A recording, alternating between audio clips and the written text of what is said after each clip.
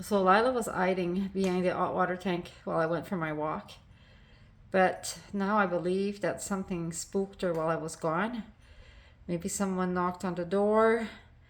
It could be the washing machine too that made a bit of a noise, but I had closed the door, but maybe that still triggered her. She was alone.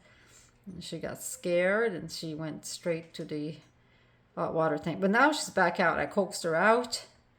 She came in my, took her in my arms and she was fine. And now she's gonna go back to her usual place. Yes, Lila.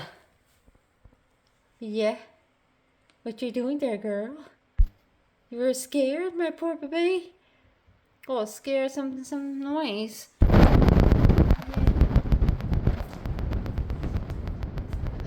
Scratching bed.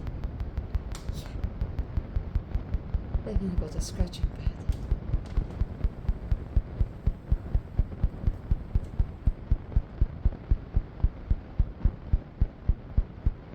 That's her safe place.